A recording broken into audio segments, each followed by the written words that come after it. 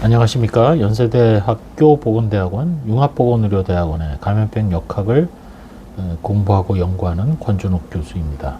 오늘은 사이언스지의 제니퍼 실스를 비롯한 조지타운 대학의 스태프들이 편지를 보냈는데 제목이 Prepare Now for a Potential H5N1 Pandemic, 즉 H5N1으로 인한 대유행의 대비를 지금 당장 해야 될 때다라는 내용으로 보냈습니다. 가장 중요하게 강조하고 있는 것은 Rapid Influenza Vaccine Availability, 즉 백신의 빠른 활용 가능성을 준비를 해야 된다. 기존의 인플루엔자 백신 이미 승인받은 기술로 만들어진, 예를 들면 프로테인 베이스드 백신 같은 거, 뭐 우리나라도 마찬가지입니다만 이런 경우 백신의 활용 가능성이 매우 낮다. 왜? 제조하는데 시간도 오래 걸리고 이 부분을 또 생산을 해야 되고 또 안전성이나 유효성의 검증이 필요하고 이거를 또 대량 생산을 해서 필요로 하는 곳에 운송을 하고 접종을 하고 항체가 형성돼야 되고 이런 것들이 너무나 시간이 걸리기 때문에 이러한 현재 체제의 미비점을 지적을 했습니다.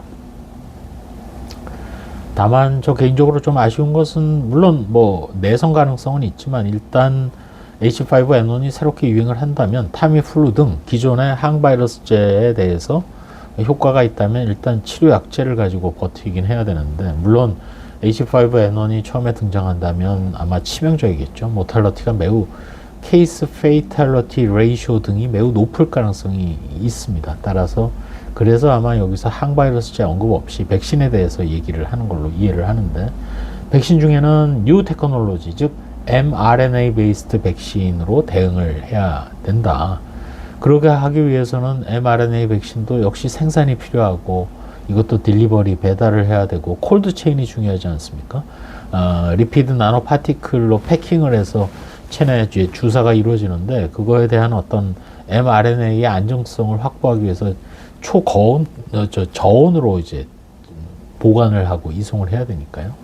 이런 것들을 다시 한번 코로나 시기를 되돌려서 미리미리 대비하고 준비를 해야 된다. 그래서 결론적으로는 세 가지를 얘기합니다. First, 첫 번째로는 뭐 있는 그대로 rapidly scalable pandemic influenza vaccines, 빠르게 그 새로 인플루엔자 대유행이 생기면 이거에 대응하는 백신을 아주 큰 폭으로 생산량을 늘려나가야 된다.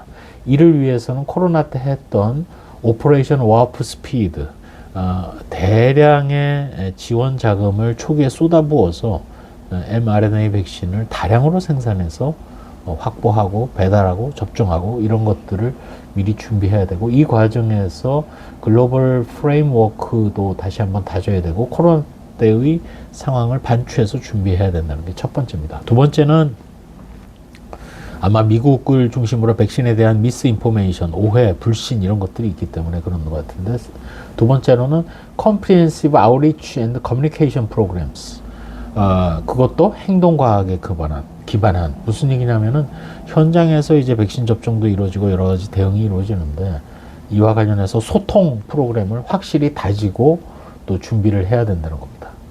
그리고 마지막으로는 팬데믹 리스폰스 플랜이 아주 투명하게 또 깊이 있게 미리미리 가동하고 시험 평가도 받아봐야 된다.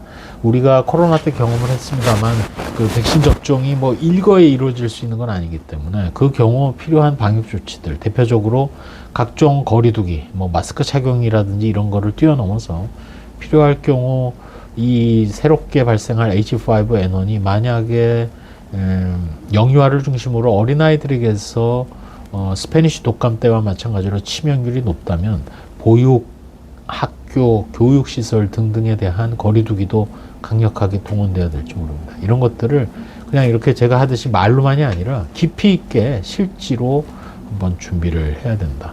겨울 지났으니까 계절 인플루엔자도 끝나가고 H5N1이 뭐 유행하겠어 이런 생각 가지면 안 된다는, 그건 이제 제 얘기입니다. 지금 H5N1이 미국에서 워낙 광범위하게 퍼져 있는 상황이기 때문에 언제 뮤테이션 등을 통해서 또 동시 감염으로 리컨비네이션을 통해서 H5N1이 휴먼 투 휴먼 트랜스미션에 적응하게 될지는 그건 정말 아무도 모릅니다. 다만 기회는 많이 증가했다. 워낙 가금류와 캐틀, 가축을 중심으로 해서 유행을 이미 했기 때문에, 따라서 이러한 레터가 사이언스에 실렸다는 것을 오늘은 공유 드립니다. 감사합니다.